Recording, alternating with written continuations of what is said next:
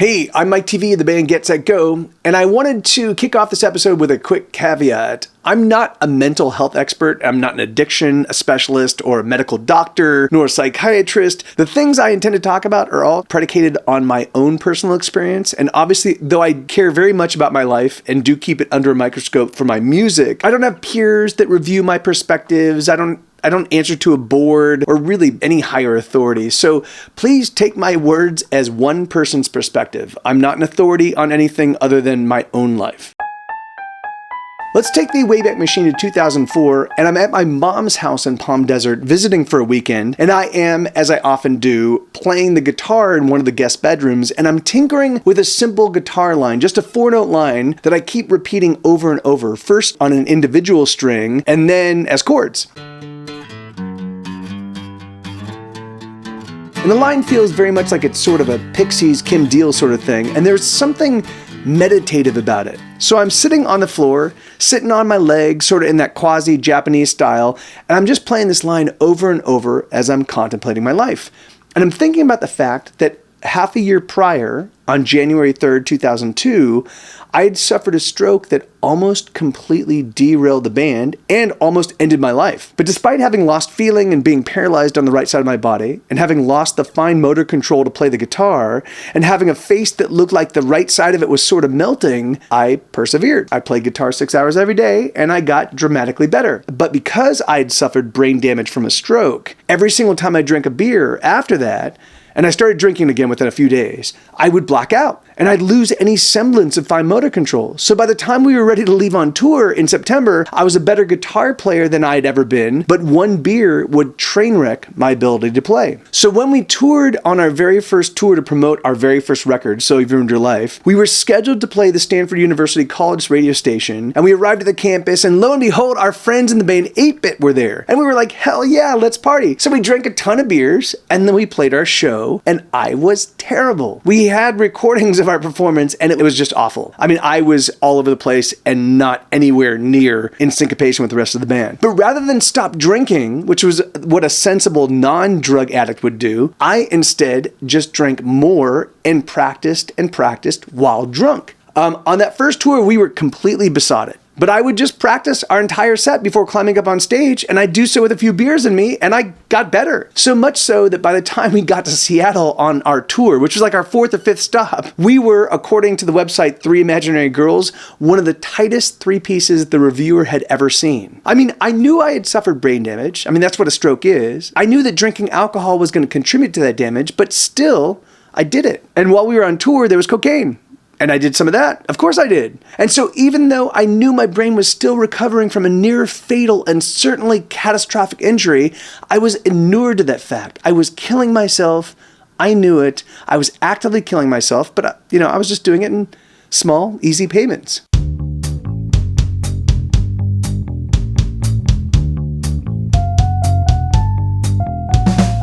I've been thinking about drinking, drain, a nice big glass to make all my pain go somewhere else, somewhere I can't find it.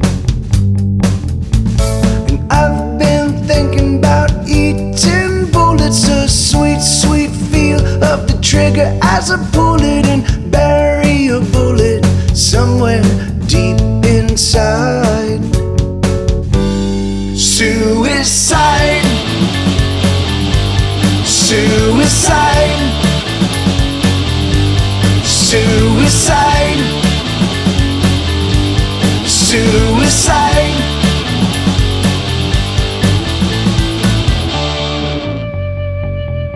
So this was my life. This is what I was doing. I wasn't hiding it. I was doing it right out in the open for everyone to see. I might as well have been wearing a shirt that said, "Please kill me" on it. I've been contemplating hanging a kick of the chair, and my feet are dangling and all of my worries disappear tonight. And I've been stumped on the thought of jumping. How high must I climb for a fatal dumping of all of my worries and woes over the side? Suicide,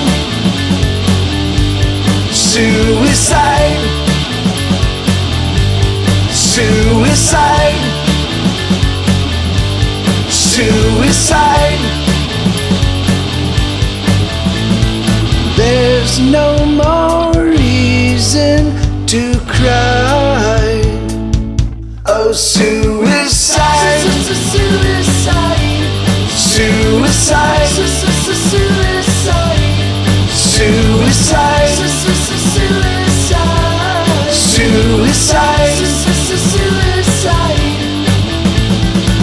So yeah, I was committing suicide in small, easy payments, which is crazy, right? Because I don't want to die. I want to live forever. I just don't want to live in pain, physical or emotional. I don't want to wake up every morning and think to myself, you're a piece of shit. And then before I climb out of bed, examine the entire previous day and excoriate myself for every individual perceived failing, which is what I was doing every single day. So I kept getting high. I just kept pushing the pause button. I've been thinking about drinking drain, no a nice big glass to make all my pain go somewhere else, somewhere I can't find it. Oh, suicide. Suicide. Suicide. Suicide. Suicide.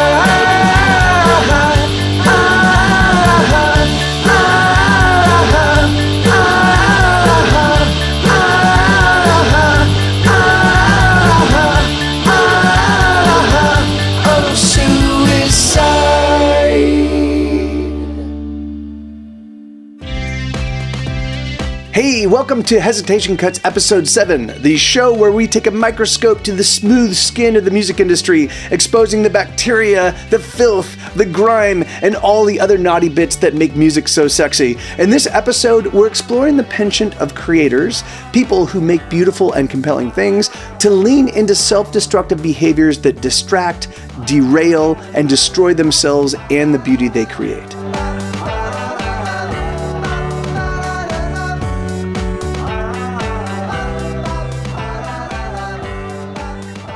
The very first time I ever tried drugs, I was 21 years old. So yes, I started much older than most of my drug-using friends. In fact, I was totally straight edge until this point. I drank my very first beer on my 21st birthday, a Heineken, and I drank about half of it. So I was pretty much like a complete drug-using noob. I swallowed wholesale the whole Nancy Reagan just say no perspective. But I was also dating a new girlfriend, my first real girlfriend. I was living in Los Angeles and she was from the desert where I grew up. So she would come visit me on the weekends.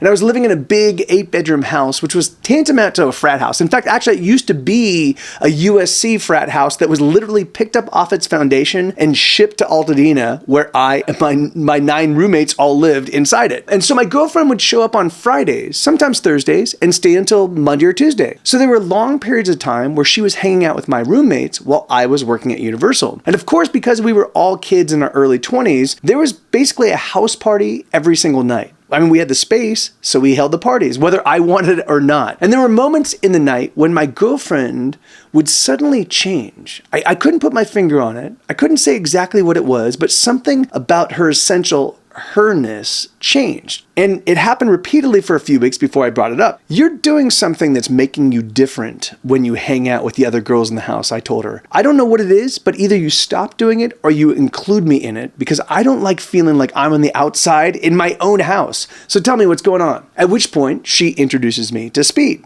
She tells me that she's been bringing it in from the desert and that if we want, we can try it together the next coming weekend before we head to her parents' place to attend a house party they're holding, which we do. Now again, I've never taken drugs. In fact, when I had my wisdom teeth pulled a few years earlier, I refused to take the pain medication they gave me, and I just rolled around on the sofa in so much pain that I kept smashing my face into the sofa cushions just to distract myself from it. So this was a huge, monumental shift in my person. I was, up until this point in time, I was actively anti-pharmaceutical, but I was also really into this girl, and I hated feeling like I was on the outside looking in, so speed. Now, the first thing they don't tell you about drugs is how good they feel.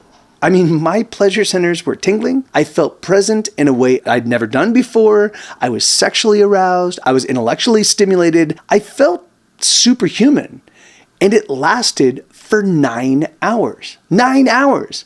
A little tiny line. What I later discovered was called a bump. I did a bump of speed, and for 9 hours, I felt like a superhuman. At her parents' party, I was clever and engaged and firing on all pistons. I felt like I'd been draped in a cloak of stars and glitter that drew people to me. It was glorious. And on the long drive back to Altadena, my girlfriend and I engaged in conversation that was insightful and hilarious and sexy and important. Like, everything felt important. Like, this was how life was meant to feel. And if that had been my only experience with the drug, it might have continued to feel that way. In my memories, I mean. I think I would still think fondly of drugs and the drug experience if that had been my only interaction, or if I had spaced out my using of drugs so that I had them like once a year or only on special occasions. But I'm a hedonist. I seek pleasure. Everything I do is in pursuit of pleasure. I make music because it provides me all the natural dopamine and serotonin I could ever ask for. So of course I sought it out. And of course 1 time became 3 times, became 10 times a month. And then I started buying little baggies for myself so I could feel like a superhuman whenever I wanted. And I wanted to feel superhuman all the time. And for a while, it was only a good thing. I mean, I remember doing a little bump of speed before going to wait at the DMV, thinking it would make the wait easier. And it did. It was my cure for the existential ennui that I didn't actually know even existed. And what I mean by that is I don't get bored easily. But, and it's a big but, when compared to how scintillating and vibrant the world was when I was high, the comparison with the normie world was just a real letdown. And so I kept indulging. And I also started drinking because, hey, if I couldn't get my hands on some powder, I might as well use a legal intoxicant. And then I started smoking because smoking felt amazing when you're high. And I was just digging the whole slide down the slippery slope. It was an amazing and very fun ride, until it wasn't. Because being high became my new normal, and I wanted to keep the party going. I wanted to maintain the hyper-focus and the glitter and the neon and the joyful exuberance that was slowly but inexorably growing less and less pronounced.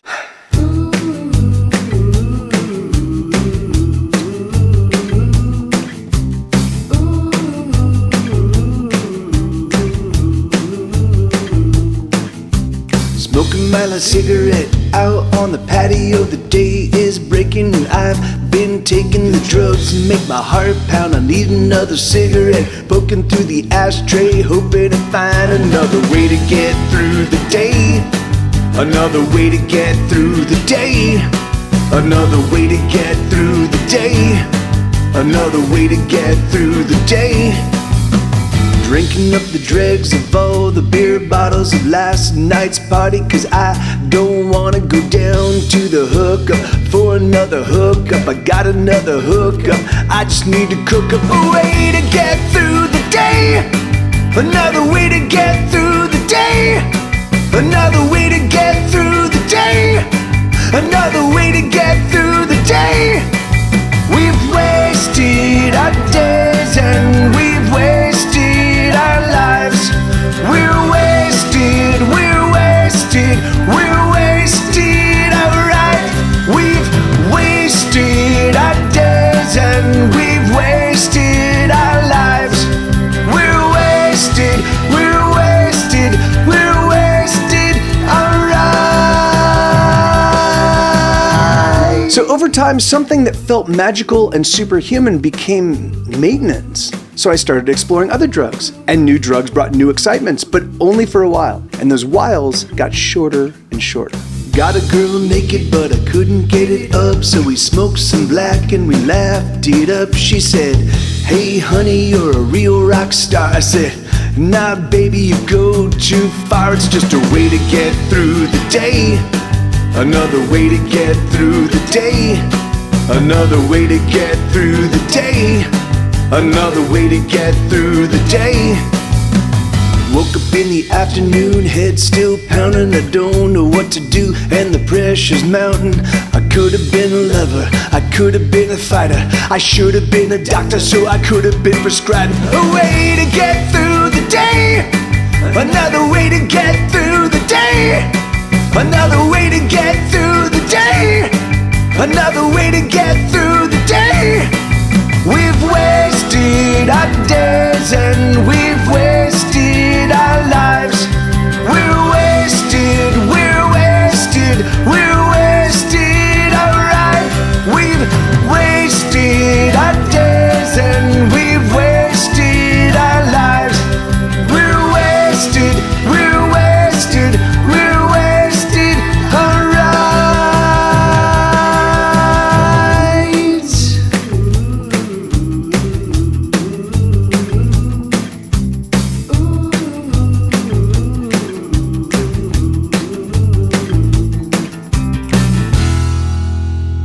problem with drugs is that things only feel important and more profound. Instead, at least for me, they end up reflecting the worst of me.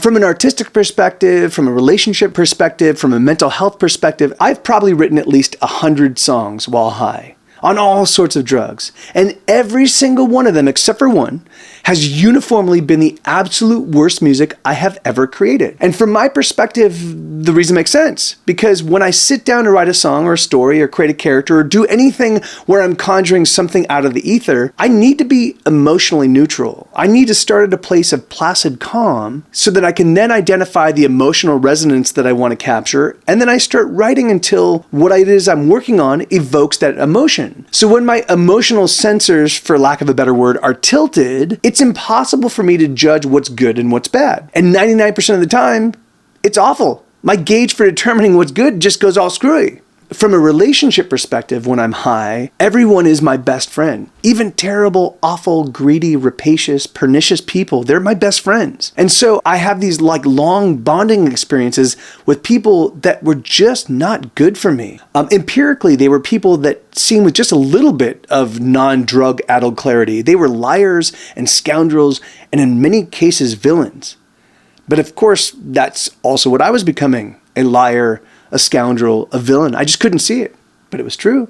Now, of course, my psyche couldn't allow me to be that honest with myself, not at that time. So I had to come up with rationales and reasons for why I wanted to check out.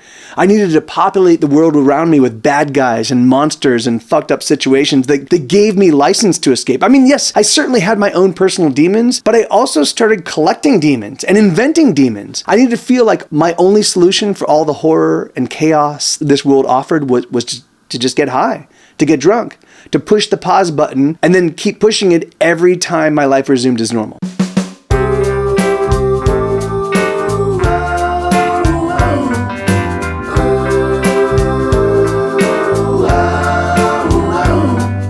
Sometimes when I look around, I feel very weak.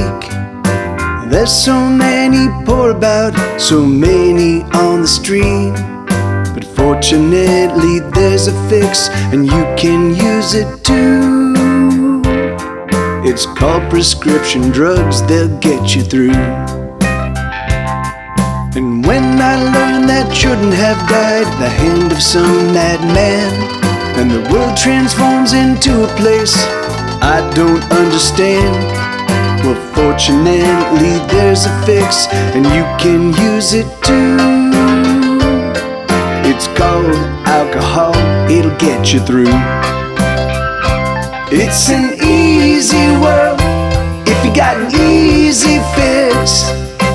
All you need's an easy fix. It's an easy world if you got an easy fix. All you need's an easy fix. And the thing is, this becomes a self-perpetuating cycle of woe. Bad things happen, get high to contend with it. Good things happen, get high to celebrate. Nothing happens, get high to combat the boredom. And when I'm low and feeling down, and no one is around, and I feel like almost every day I'm just losing ground, well, fortunately there's a fix, and you can use it too. It's called crack cocaine, it'll fuck you up. And when I consider all the rampant avarice, all the good that could be done, but instead we're getting rich, well, fortunately there's a fix, and you can use it all. It's called heroin, it'll take control. It's an easy world if you got an easy fix. All you need's an easy fix. It's an easy world if you got an easy fix. All you need's an easy fix. It's an easy world if you got an easy fix. All you need's an easy fix. It's an easy world if you got an easy fix.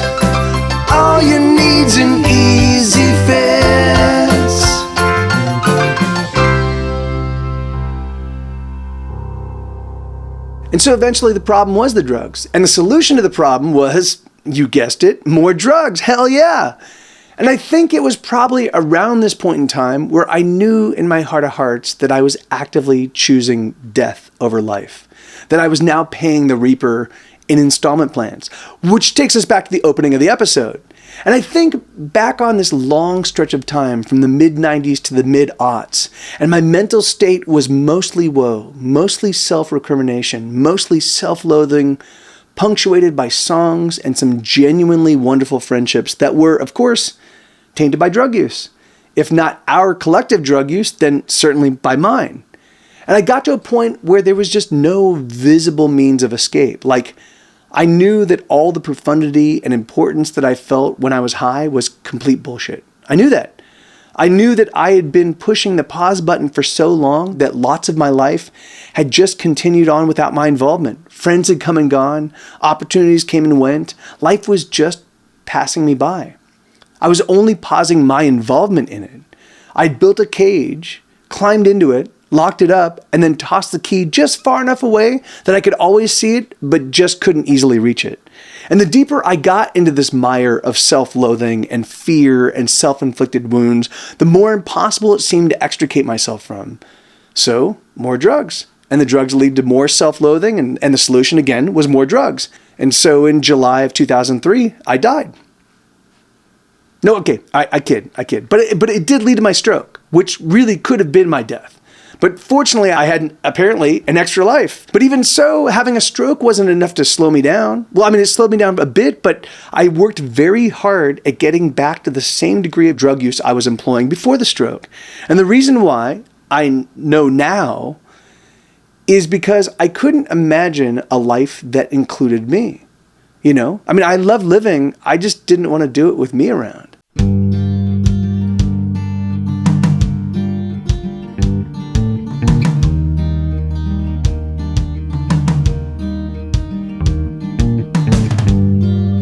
Every day, each of us makes decisions where we choose either life, meaning growing and building, or we choose death, which is neglect and harm and decay.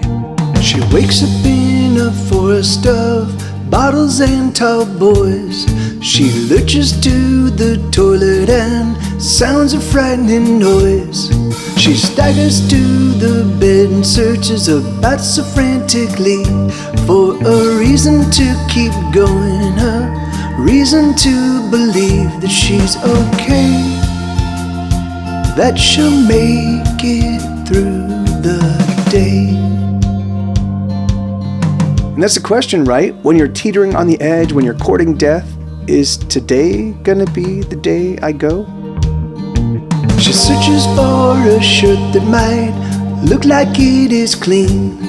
She dresses in a hurry 'cause she's late for everything. She doesn't have a smoke 'cause she ran out late last night. But she rolls one from recycled butts and sets the smoke alight. Is she okay? Will she make it through the day? And the crazy thing is, when you're at this point, you know you're not doing well. You know it. But for the most part, you're beyond asking for help. Everything hurts, and it just doesn't matter.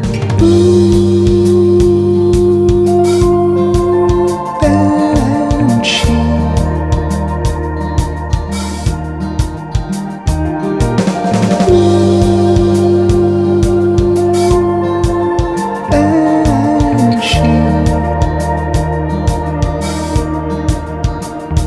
Hear her wail, hear her scream. Listen to the words that she can only shriek. Hear her wail, hear her scream. The emptiness that tortures her, the emptiness that bleeds.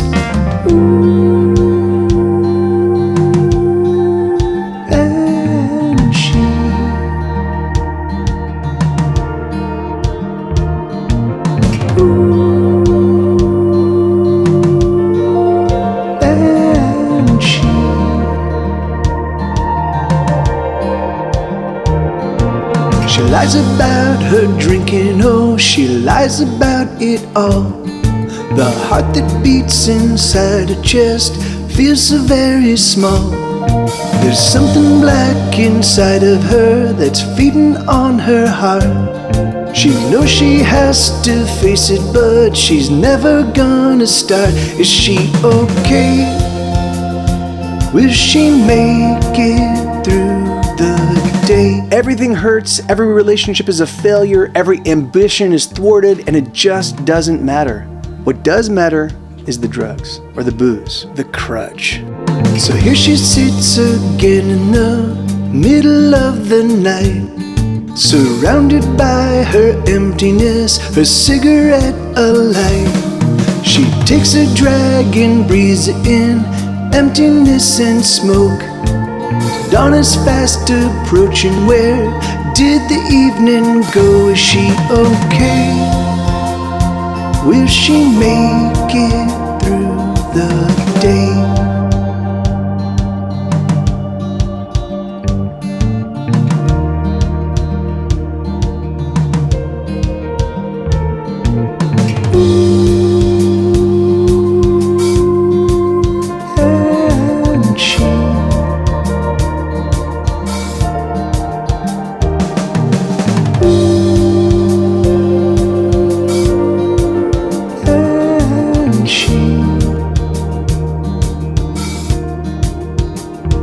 Hear her wail, hear her scream.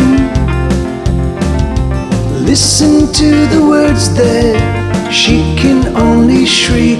Hear her wail, hear her scream.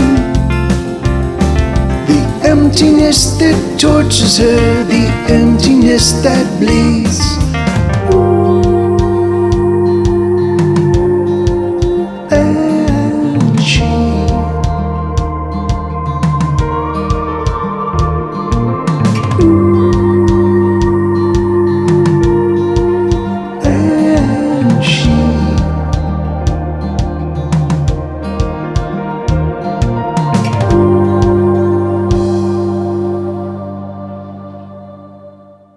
And so we, the drug addicts, the actively self-destructing, the mentally exhausted and broken people who, yes, certainly were significant contributors to our own self-harm, we become our own banshees, crying out to the world saying, hey, this person is choosing death.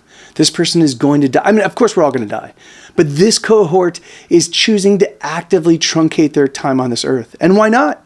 When you're carrying around the baggage of 100,000 failures, so many compromised relationships, broken promises, mistakes upon mistakes, failure upon failure, why would anyone want to keep on keeping on? And the heartbreaking thing is, at least for me, I knew I was a fuck up. I knew I had train wrecked my life. But there was no single decision that led to it. I couldn't attribute it to an actual cause. It was a war of attrition that I didn't realize I was fighting until I was already losing. It started with little slip-ups at first, insidious little insouciances that led to bigger and more profound disregard, and then apathy, and eventually antipathy. And alas, I don't have a prescription, nor do I think there is a single prescription for each person that finds themselves in this oh so deep hole. My escape from this cycle of self-loathing and self-inflicted numbness that led to more self-loathing and more self-numbing, my escape from this cycle came from a friend of mine who himself was trying to escape. And he asked me to just take a short break, a 1-month break, so he could generate a little escape velocity. And I agreed because he was a good friend and I didn't want to let him down. And in that month off from drugs and booze, going to AA and NA meetings every day with my close musician friends, I stopped waking up in the morning with that first thought in my head being, you're a piece of shit. And just escaping that, waking up with that immediate self-excoriation, wow, man, it felt like 1,000 pounds of weight had been lifted from my chest. So I stayed sober. But I have so many friends who didn't. Some were just drug-using buddies, but others were genuine, heartfelt, true friends. One of them was my dad. But for all of them who didn't make it, I feel guilt because I escaped, for now at least, and they didn't. And I knew what they were going through, and yet I couldn't convey to them in a way that resonated, in a way that kept them here In the same way that no one was able to talk to me while I was going through it, I couldn't say to them, hey man, don't kill yourself. You're important to me. I love you. Don't give up. Stay here. Lean on me. But it's the leaning on me that's so difficult, right? Because I don't want to enable them. And I also know that everything that comes out of the mouth of someone that is actively killing themselves, it's going to be a lie or an angle or a manipulation, even if they don't want it to be. There's just too much chaos in forming the words that come out of their mouths. I think back to every conversation I had when I was going through it, and I cringe. I do remember some long, involved, intense conversations where I was coming up with justifications that were just horseshit, because I really wasn't living for anything other than killing myself in small, easy payments. It's so hard to hang out with people that are suffering in this way as they're going through it, because everything they say that isn't about getting high or drunk is just a pipe dream, all the things they're going to do, all the ways they're going to pull themselves out of it, all of their plans for the future. It's just pipe dreams. And often it's the same pipe dream repeated over and over and over again. And it gets exhausting listening to it, If you've ever had to contend with someone in the throes of addiction or alcohol abuse, you know what I'm talking about. So I want to be there for my friends. I want to love them. I want to let them know that I have their backs. But at the same time, I can't get drawn back into their chaos because it reminds me way too much of my own chaos, and I'm not going to let that swallow me whole again. And so I find myself on this weird razor's edge. And the thing about being on a razor's edge is you always get cut, right?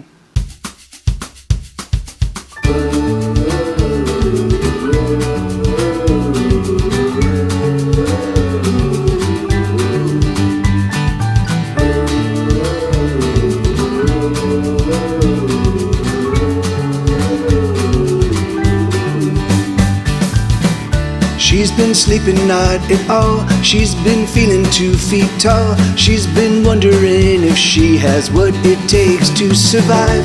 She's been struggling to keep clean, and the struggle it fights mean. She's been wondering if she has the will to stay alive. Oh, she's climbing on a bus to somewhere she's not quite clear. Just so long as that somewhere, oh, that somewhere isn't here. Yes, she's climbing on a bus. Oh, she knows she's out of time, so she's gonna ride all night to the end of the line. Oh, the end of the line. Yes, the end of the line. Oh, the end of the line. So this song, on its surface, is about a girl that's taking what in AA parlance is called a geographic, where you move towns, where you change your living circumstances because you think if you can just get somewhere else, your life is going to change substantially. But it never works because you're taking you along with you in the move. She's been losing all along, no matter what's been going on. She knows she's gonna end up worse off, much worse off than before.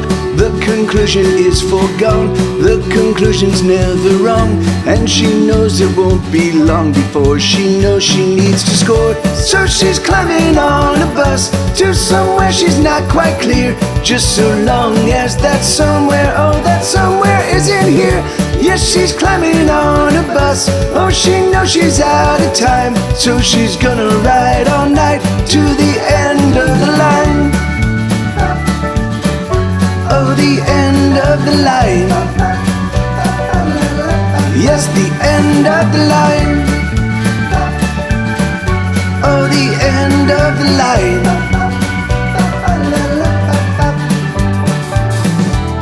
And when she goes, there's no going back, no looking back, no holding back, she's gone.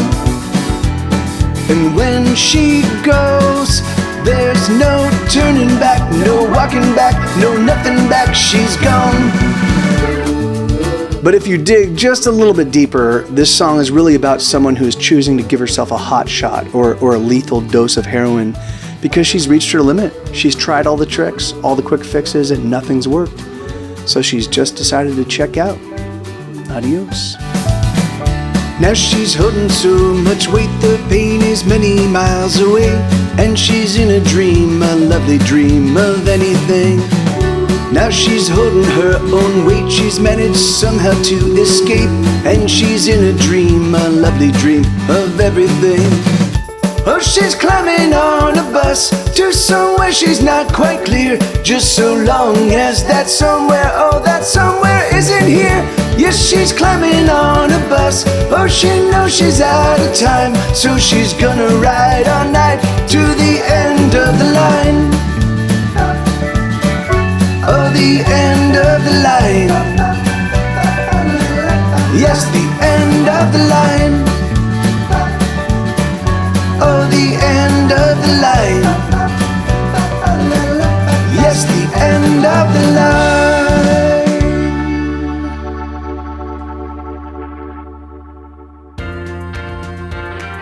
I don't have a real summation for this episode. It's way, way, way more complex an issue than can be summed up in half an hour. But that said, I can tell you, as someone who's gone through this and survived it and witnessed many, many friends endure the same thing, some of whom didn't make it, there's not much that can be done from the outside. The person that is suffering needs to ask for help, legitimate help. And if they're not at that point, there's nothing you can do to compel them.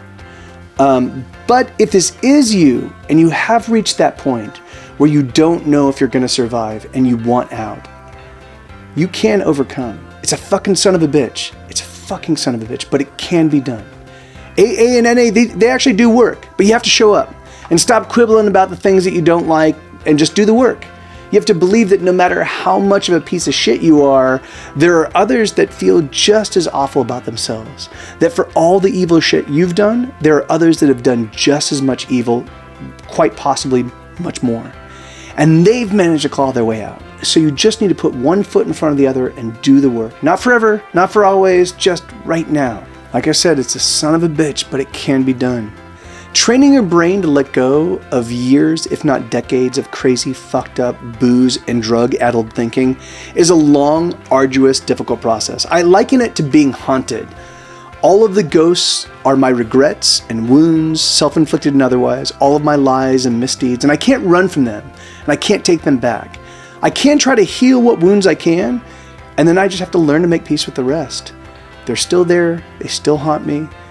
I just don't have to let the fear of them control the way I live.